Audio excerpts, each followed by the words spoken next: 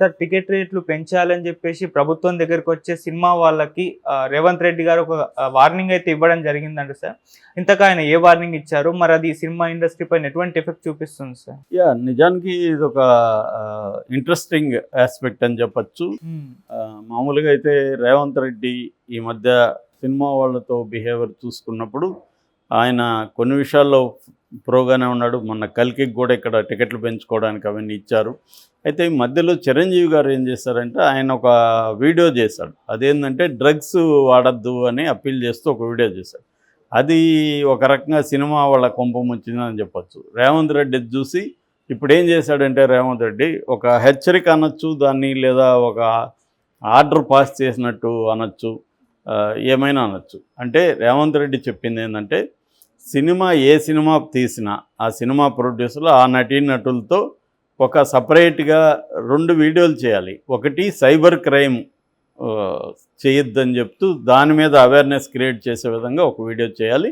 రెండోది డ్రగ్స్ మీద awareness create చేస్తూ ఒక వీడియో చేయాలి. ఈ 2 వీడియోలు చేసి ఈ సినిమాలు ఏ థియేటర్లు అయితే ఎగ్జిబిట్ చేస్తారో వాళ్ళకి ఇవ్వాలి. థియేటర్లు కూడా కంపల్సరీగా ఇది వేయాలి. వేయకపోతే థియేటర్లకు అనుమతి రద్దు చేస్తారు. తర్వాత వీళ్ళకి కూడా ఎవరు ఏ ప్రొడ్యూసరు ఇది వేయకపోయినా వీళ్ళకి నెంబర్ ఆఫ్ షోలకి అనుమతి ఇవ్వరు, టికెట్ రేట్ పెంచుకునే దానికి అనుమతి ఇవ్వరు. ఆ ప్రొడ్యూసరు, డైరెక్టరు, హీరోలకి ఎటువంటి సహకారం ప్రభుత్వం నుంచి ఉండదు అనేది చెప్తున్నాడు. ఇదొక దీంట్లో మంచి చెడ్లు ఏంది అని చూసినప్పుడు జనరల్గా సైబర్ క్రైమ్ అండ్ ఈ డ్రగ్ క్రైమ్స్ ఇవి చాలా పెద్ద ఎత్తున ఉన్నాయి అనే మాట వాస్తవమే. నిజానికి ఆ హత్యలు, అత్యాచారాల కంటే ఇవి ఎక్కువ ఇవాళ సమాజాన్ని ఇది చేస్తున్నాయి. సో దీని మీద ప్రజల్లో అవేర్నెస్ క్రియేట్ చేయాలి. అంటే ఒకటి ఏంటంటే దీంట్లో 2 రకాలు ఉన్నాయి. Cyber crime for example, cyber crime చేసే వాళ్ళు ఎవరు, వాళ్ళని ఐడెంటిఫై చేసి పట్టుకోవడం. దానికి సంబంధించి నేషనల్ లెవెల్లో ఇప్పుడు కొత్తగా వచ్చిన బిఎన్ఎస్, భారతీయ న్యాయ సంహిత, భారతీయ నాగరిక సురక్షా సంహిత, ఈ రెండిట్లో కూడా సైబర్ క్రైమ్ మీద కూడా కొన్ని సెక్షన్లు తీసుకొచ్చి కఠినతరం చేశారు.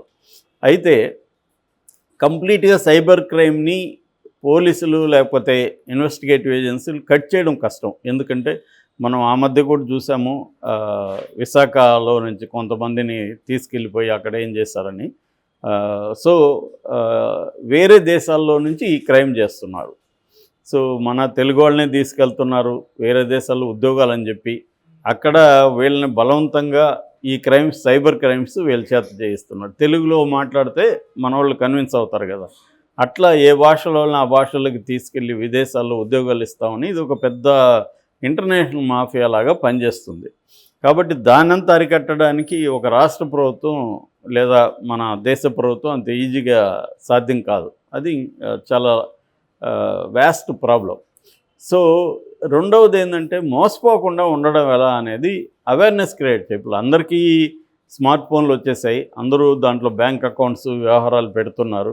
కానీ దానికి సంబంధించిన సెక్యూరిటీ ఫీచర్స్ ఎలా ఉండాలి, మనం ఏ జాగ్రత్తలు తీసుకోవాలి అన్న అవేర్నెస్ ఎవరికి ఇంకా వ్యాస్ట్ మెజారిటీకి లేదు. ఎందుకంటే ఎడ్యుకేషనే మనకి తక్కువ ఉంది. పేరుకి అక్షరాలు రాసే వాళ్ళందరినీ లిటరేట్స్గా మనం చేర్చేస్తాం, కానీ నిజంగా అర్థం చేసుకునే స్థాయి, ఇంగ్లీషు వచ్చేవాళ్ళ స్థాయి చాలా తక్కువ ఉంటుంది. కాబట్టి ఈ అవేర్నెస్ క్రియేట్ చేయడం మంచిదే.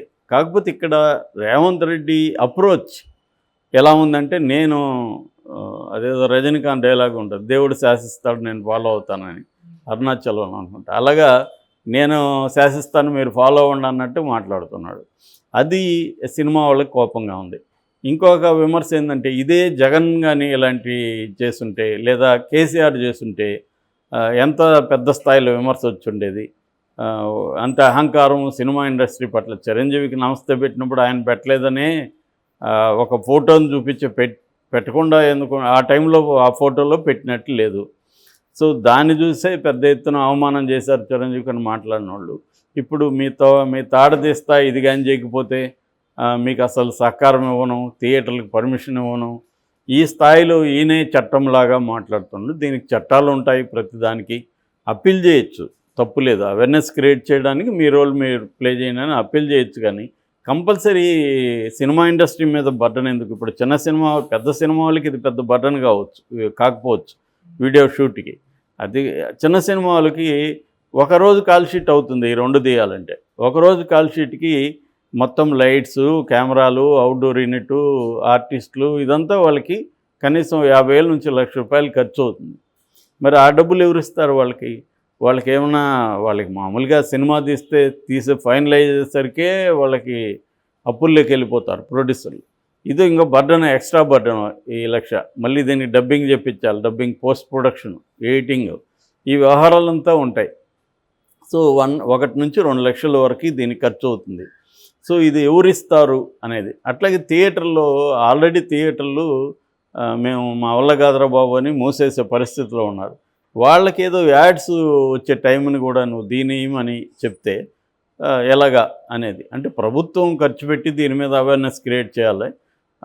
సినిమా పిలిపివచ్చు సినిమా వాళ్ళకి. ఇప్పుడు దానికంటే కూడా పెద్ద పెద్ద హీరోలతో సినిమా ఈ మన సమాచార శాఖ కోఆర్డినేట్ చేసుకొని నాగార్జున, చిరంజీవి ఇలాగా ఉన్న ప్రభాసు ఇలాగా వాళ్ళతో చేయించి దీన్ని చేయొచ్చు. అట్లా కాకుండా ప్రతి సినిమా ఇది చేస్తే ఎవడో ఇప్పుడు చిన్న సినిమాలో పనికిమాలిన ఆర్టిస్ట్ వాడు చేయడం వల్ల ఎవడు చూస్తాడు?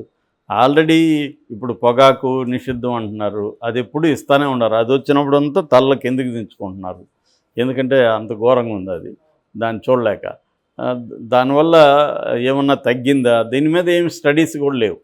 ఎందుకంటే ఒక పక్క నువ్వు విచ్చలవిడిగా వదిలేసి పర్మిషన్లు ఇచ్చి, మనకు అన్నీ కూడా ఏమంటే మన ఇండియాలో హిపోక్రసీ. ఒక పక్క తాగమని వీళ్ళే లైసెన్సులు ఇచ్చి తాగే వాళ్ళని మళ్ళీ ఇబ్బందులు పెట్టడం, సిగరెట్ తాగేదానికి లైసెన్సులు ఇచ్చేసి అమ్మేదానికి లైసెన్స్ ఇచ్చి దాని మీద మాత్రం వేయడం, సినిమాల్లో వేస్తున్నప్పుడు కింద వేయడం, ఇదంతా కూడా ఏంటంటే నువ్వు పర్మిషన్లు ఇస్తున్నావు. ఇప్పుడు బెట్టింగ్ యాప్స్ లాటరీకింగే ఎక్కువ ఫండ్స్ ఇచ్చాడు రాజకీయ పార్టీలకి అందరికీ. బీజేపీకి ఎక్కువ ఇచ్చింది వాళ్ళే.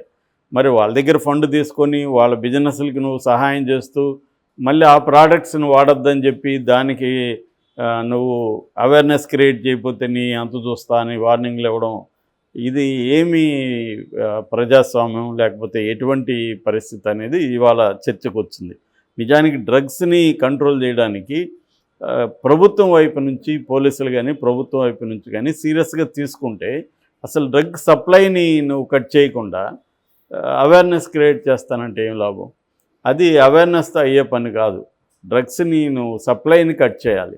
సో అది జరగట్లేదు, ఈజీగా దొరుకుతున్నాయి ఇవాళ. ఎక్కడ ఎనీ పార్టీ, చాలా పార్టీలు జరుగుతుంటాయి, ఆ పార్టీలంతా డ్రగ్స్ వస్తున్నాయి, వాళ్ళు వేసుకుంటున్నారు. అందరికీ చాలామంది చెప్తున్నారు, మొన్న ఈ పార్టీకి పోయాను సార్, ఫుల్ డ్రగ్స్ సార్ అక్కడ అని చెప్తున్నారు. మరి అందరికీ కనిపించేది పోలీసులకు కనిపించట్లేదా? ఓన్లీ నార్కోటిక్స్ బ్యూరో మాత్రమే దీని మీద పనిచేయాలా? టీజీ న్యాబ్ అంటారు, ఇంతకుముందు టీఎస్ న్యాబ్ అనేవాళ్ళు, ఇప్పుడు టీజీ న్యాబ్ అంటారు, తెలంగాణ నార్కోటిక్స్ బ్యూరో. ఈ తెలంగాణ నార్కోటిక్స్ బ్యూరో లేదా సైబర్ క్రైమ్ వీళ్ళు మాత్రమే పనులు చేయాలా?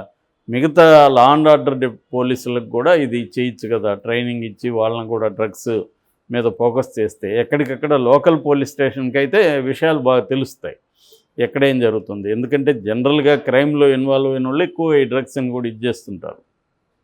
సో ఇది చేయకుండా సినిమా వాళ్ళని కూడా ఇన్వాల్వ్ చేయొచ్చు, కానీ వాళ్ళని ఏదో బలవంతంగా నేను నీకు ఒక పని చేస్తాను కాబట్టి నువ్వు నాకు పని చేయి అన్నట్టుగా ఉంది అన్న విమర్శలు వస్తున్నాయి. ఓవరాల్గా అవేర్నెస్ క్రియేట్ చేయడం ఖచ్చితంగా మంచిదే, కాకపోతే దాని అప్రోచ్ ఎట్లా చేయాలనేది ఇంపార్టెంట్. అయితే ఈ క్రమంలో రేవంత్ రెడ్డి కొన్ని స్టెప్స్ అయితే తీసుకుంటున్నట్టు మనకు కనబడుతుంది.